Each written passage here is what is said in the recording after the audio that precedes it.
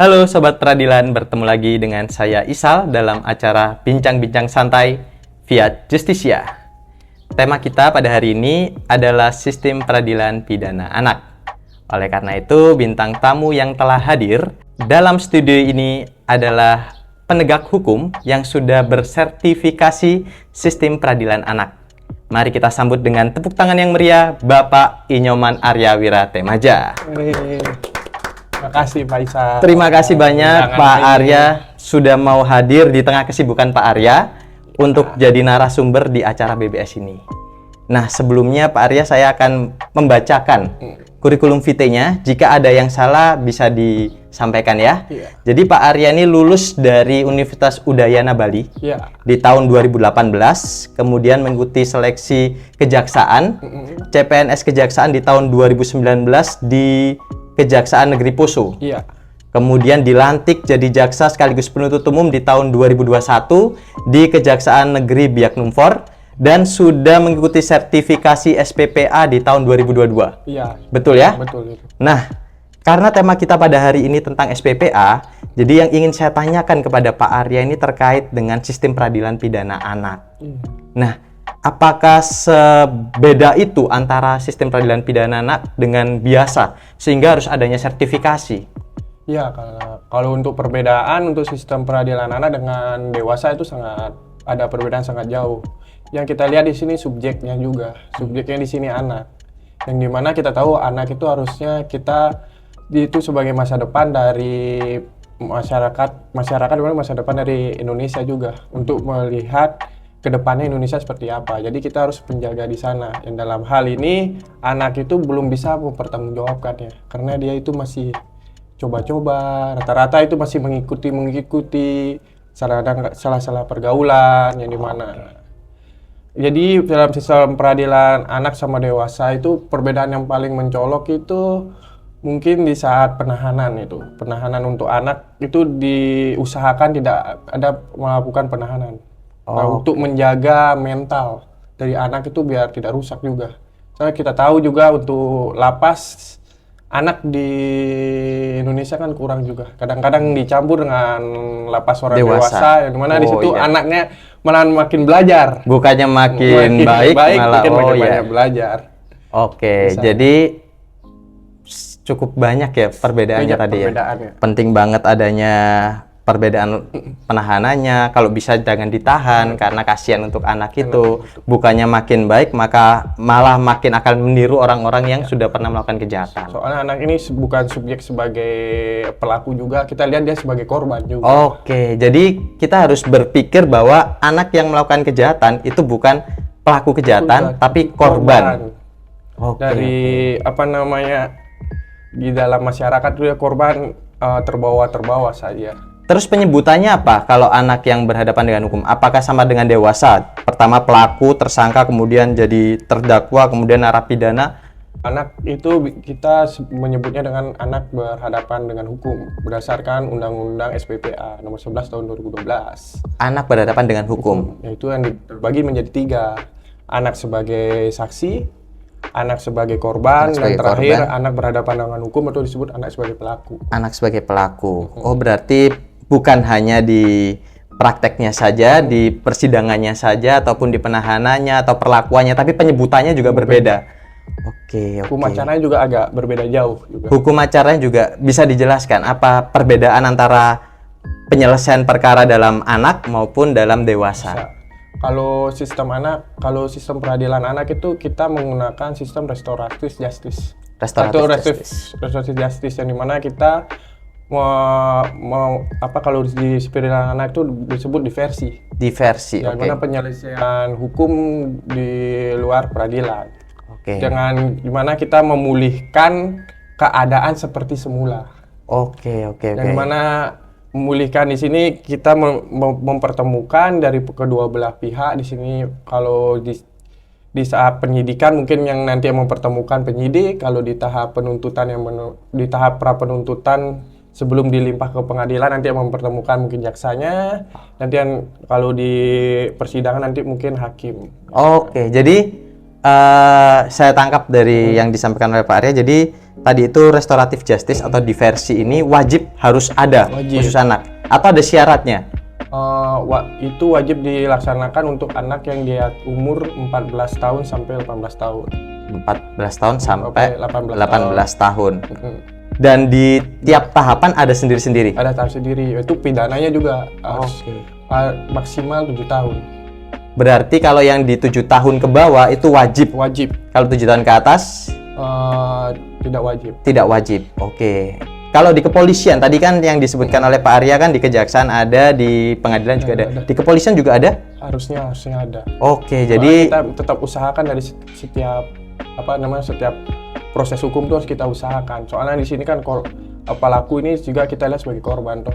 oke, jadi itu yang perlu kita garis bawah ya, bahwa anak ini kita pandang bukan sebagai pelaku tetapi sebagai korban, sehingga yang tadi Pak Arya sampaikan diversi itu harus dilakukan.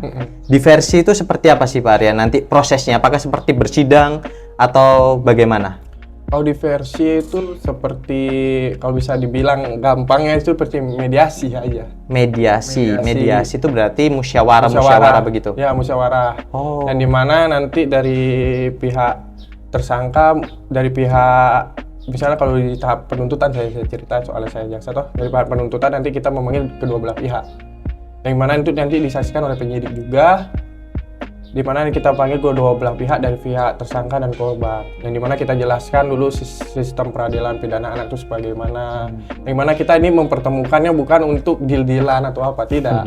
Di sini kita hanya menjalankan fungsi dari kejaksaan yang dimana fungsinya diturunkan dari Undang-Undang SPPA. Kita harus melakukan diversi, kita harus melakukan pertemuan yang di sana musyawarah antara pihak tersangka dengan korban. Kita musyawarahkan apakah dalam kasus ini akan dilanjutkan atau bagaimana. Kalau memang dari pihak tersangka ingin meminta maaf atau ingin mengganti rugi dari kerugian dari korbannya itu mau diganti rugi, silakan. Jadi kita di sini sebagai fasilitator, saya tidak hanya kita mempertemukan saja, nanti dari pihak korban dan dari pihak tersangkanya yang saling gini. Kalau yang tadi yang barusan disebutkan, kita sebagai fasilitator. Fasilitatornya itu siapa? Apakah fasilitator bebas siapa saja? Kalau di tahap penyidikan pasti tetapnya penyidik toh. Kalau dari tahap sudah masuk tahap 2 sebelum dilimpah itu pasti jaksa yang ditunjuk sesuai dengan P16A. Kalau yang di peradilan nanti ada penetapan hakim untuk hakim anak. Oke. Jadi untuk bisa menjadi fasilitator harus menjadi, kalau penyidik yang meriksa, kalau dari kejaksaan yang masuk ke P16A, kalau di pengadilan hakim yang memeriksa. Oke, jadi fasilitator itu fungsinya untuk apa? Apakah fasilitator fungsinya untuk hanya menjadi sarana atau bisa berperan aktif juga untuk mendamaikan? Kita di sana fungsinya kita lihat berperan aktif juga. Kita harus di sana kalau bisa mengusahakan proses hukum itu biar tidak lanjut ke proses persidangan. Karena kita lihat sesuai dengan juntaan dari Undang-Undang SPPA itu kita harus mengusahakan biar anak ini tidak ditahan. Dan dimana kalau tentang pemidanaan anak kan juga pidana kurungan itu kan pidana yang paling bawah, ultimum remedium, pilihan terakhir sekali. Kalau memang tidak ada pilihan lain, akhir baru kita jatuhkan dia pidana penjara. Jadi itu ibarat tuh diupayakan dulu lah yang paling ini damai, kalau enggak itu pelatihan. Terakhir kalau memang mentok nggak bisa baru penjara atau kurungan itu. Itu pun kesepakatannya dari kedua belah pihak antara korban dengan tersangka. Kita di sini fasilitator hanya memfasilitasi saja untuk melakukan itu, dan kita mendorong agar terlaksananya biar bisa penyelesaian di luar pengadilan, yang kita mendorong biar kembalilah seperti semula, restores. Oke, jadi intinya dapat memulihkan keadaan dari yang bertengkar, akhirnya damai kembali seperti sedia kala. Kalau ini saya tanya, kalau di tempat Pak Arya kerja ya, di wilayah Biak berarti ya, itu banyak nggak sih perkara anak? Kalau untuk di Biak ini lumayan banyak perkara anak. Kebanyakan perkara anak itu didominasi dengan pencurian. Soalnya di Biak ini rata-rata pencurian itu kadang-kadang saya pernah menangani perkara satu anak itu sudah hampir 3 kali 4 kali dalam setahun mencuri. Oh bentar, Jadi satu anak sudah lebih dari satu kali. Iya. Itu bisa nggak diversi? Kalau itu tidak bisa. Oh, berarti Diversi itu hanya boleh saya dilakukan 1 kali. jadi kalau melakukan pengulangan sudah pernah dihukum tidak bisa. Bisa. Oke. Kemudian jadi tadi di sini kebanyakan pencurian. Mm-mm. Pernah nggak diyakini yang berhasil diversinya? Kalau untuk diversi di biak ini rata-rata kebanyakan berhasil. Kebanyakan berhasil. Yang berhasil. Soalnya untuk prosesnya biasanya kita sebagai penuntut umum kan saat menerima SPDP pun kita dalam P19 kita tuh dalam petunjuk kita tuh pasti kita usahakan untuk suruh penyidik untuk melakukan diversi di pihak penyidikan dulu. Biar kalau memang di penyidikan tidak berhasil baru kita usahakan lagi dari jaksanya. Oh bisa ya. Jadi kalau misalnya penyidik nih kan namanya manusia mungkin lupa nggak melakukan diversi. Dari pihak kejaksaan yang masuk ke dalam P16A itu melihat wah belum ada diversi di penyidik, dikembalikan dulu lakukan diversi itu bisa. Bisa. Oh. Itulah kita kan sebagai jaksa kan itu juga syarat dari formil toh. Soalnya itu disyaratkan formil di Undang-Undang SPPA bahwa harus dilaksanakan diversi di setiap tahap. Yang itu pun harus sudah sesuai dari tadi yang kita sampaikan toh. Yang di bawah 7 tahun, tidak ada pengulangan, umurnya gitu. Oke. Kalau kita tadi mengambil inti ya, jadi terkait anak itu kita pandang bukan sebagai pelaku tapi sebagai korban. Penting nggak sih adanya kayak dari dinas sosial, dari PK Bapas menilai benar nggak sih anak ini melakukan ini benar-benar karena keterpaksaan atau memang melakukan ini karena kebutuhan atau memang dia sukanya melakukan kejahatan? Penting nggak seperti itu? Penting.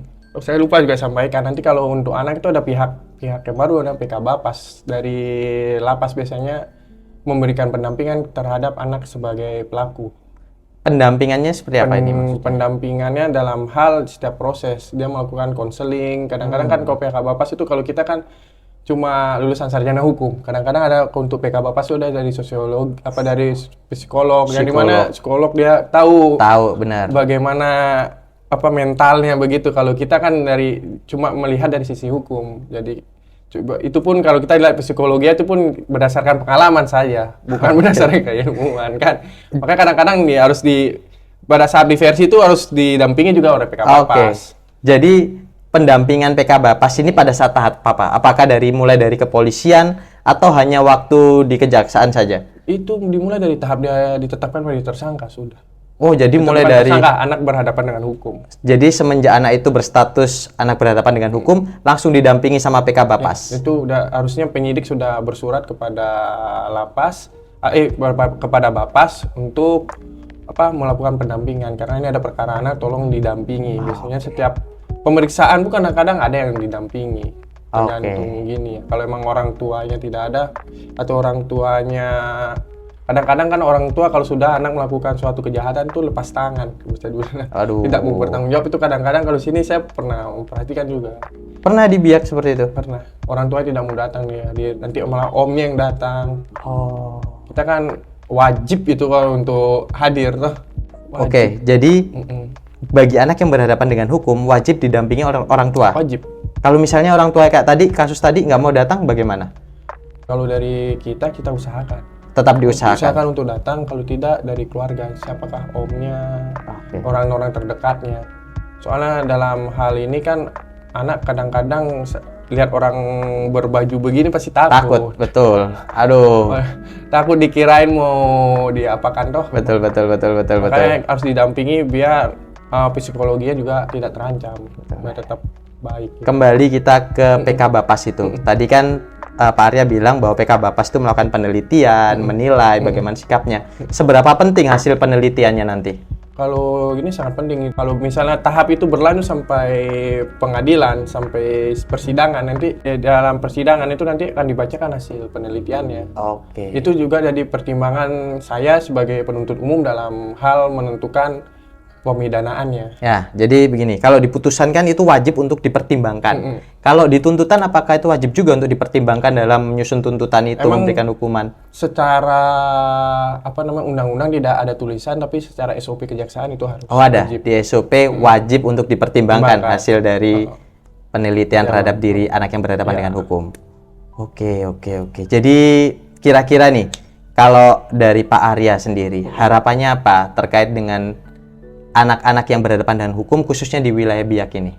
Kalau untuk di Biak ini saya berharapnya dari dinas sosial sih, lebih ada apa namanya ikut sertanya. Kalau saya lihat di sini kalau dari dinas sosialnya keikut sertaan, kalau di Biak agak kurang. Oke. Anak melakukan perbuatan yang dilarang itu kan kita tidak bisa menyalahkan anak, tapi juga apa namanya lingkungan juga. Selain itu ada penyokong juga. Kebanyakan dalam hal ini kan sebaiknya ada dari dinas sosial yang mendampingi begitu. Tapi kalau di sini saya lihat agak kurang. Oke, jadi harapannya seluruh lini bisa saling membantu, khususnya di sini yang digarisbawahi oleh Pak Arya adalah dinas sosial. Melakukan sosialisasi, pendampingan ke tiap sekolah untuk memberikan bantuan-bantuan penyampaian harus begini, penyuluhan agar anak-anak itu bisa tetap berjalan di jalan yang benar. Ya, ini kan permasalahan bukan permasalahan anak sendiri, tapi di permasalahan kita bersama. Betul. Anak ini menjaga masa depan untuk negara ke depan juga. Nah, sekarang yang mau saya tanya, pikiran Pak Arya seperti ini, apakah sebelum mengikuti sertifikasi sudah ada atau setelah mengikuti sertifikasi? Saya berpikirnya dulu ya, anak kalau emang dia salah, mungkin nanti pidananya saya ringankan saja. Saya belum berpikir kita harus upayakan diversi sebaik-baiknya. Oh dulu pas saat saya belum bersertifikasi, saya berpikir ya udahlah kita pidanakan saja yang ringan, biar dia takut lagi. Tapi setelah saya bersertifikasi, ternyata penjara itu tidak merubah orang untuk tidak melakukan tindak pidana. Malahan dengan penyelesaian secara diversi itu, keadilan dan kemanfaatan bertemu dalam kayak seperti ini tuh, keadilan dan kemanfaatan bertemu, yang dimana keadilan pihak korban juga tidak, kerugiannya sudah diganti, pemanfaatannya di dalam masyarakat tidak ada konflik lagi. Oke, benar. Sepakat saya. Jadi intinya itu adalah keadilan dan kemanfaatan ini yang perlu kita cari untuk mencari keadilan sejati. Apalagi khusus untuk perkara anak ini kan memang harus berbeda ya penanganannya ya. Kita nggak boleh asal. Bahkan kalau di persidangan pun kan kita nggak boleh pakai toga, menunjukkan bahwa kita ini sama anak ini sama. Jadi kita nggak boleh memberikan tekanan. Pertanyaan dalam bertanya aja kita kan nggak boleh kencang-kencang. Dan juga anak harus didampingi. Kalau bisa kita agak rayu-rayu sedikit. Kalau bisa agak rayu, apalagi kan anak-anak kan kadang-kadang takut. Apalagi kalau misalnya anak tersebut didampingi orang tuanya dan orang tuanya menekan anak itu, aduh, kasihan sekali kadang-kadang kalau melihat kondisi seperti itu. Jadi pentingnya mengikuti sertifikasi juga sangat banyak ya Pak Arya ya. Di situ kita kan bisa menambah jejaring juga, wawasan dan jejaring melihat bagaimana sih keinginan dari pembuat undang-undang ini sebenarnya kenapa harus dibedakan. Itu kita saat itu soalnya kemarin saya ada ke LPSK Handayani namanya. Di mana? Jakarta. Di Jakarta. Dimana kita lihat dalam itu tuh ada kayak lembaga kalau anak kan tidak kita usahakan tidak ditahan toh, itu untuk penahanan sementara saja. Dia bentuknya tidak ditahan, tapi dia ditaruh dalam safe house. Di sana itu dia diajarkan tentang tes soft skill. Seperti ada yang jadi bengkel gitu, perbaiki motor kayak gitu. Banyak gitu. Itu umur berapa itu anak-anak? Rata-rata yang di atas 14 tahun tuh. Rata-rata di atas 14. Kalau yang di bawah 14? Itu pun di dalamnya bukan anak sebagai pelaku saja, anak sebagai korban pun ada. Soalnya di sana kan kadang-kadang kegangguan anak sebagai korban tuh gangguannya kan ada gangguan mental psikis, kita tidak tahu. Di sana itu ada ahli-ahlinya yang untuk layanan kesehatannya lebih bagus lah. Saya lihat segini inilah yang diinginkan sebenarnya sama undang-undang, bukannya membedakan ini sebagai celah untuk biar anak tidak di penjara tuh sebagai celah-celah lain, tapi ini fungsinya itu bahwa kita ini ingin biar anak ini sebagai masa depan bangsa, kita buat dia itu jangan sebagai pelaku saja, tapi kita lihat sebagai korban juga. Jadi kembali lagi itu yang paling penting ya, anak itu kita pandangnya korban jangan sebagai pelaku tapi sebagai korban. Kalau di era sekarang ini kan kecanggihan teknologi, apalagi anak-anak semua udah banyak yang megang HP, megang tab dan sebagainya. kan sangat mudah tuh lihat cara melakukan kejahatan atau gimana-gimana. Apakah hal tersebut juga berpengaruh terkait dengan makin banyaknya anak-anak yang sering melakukan perbuatan hukum? Itu berpengaruh sih untuk kemajuan teknologi, seperti anak yang sudah, kita kan nyari di HP itu apa saja bisa, dari hal yang positif sampai negatif.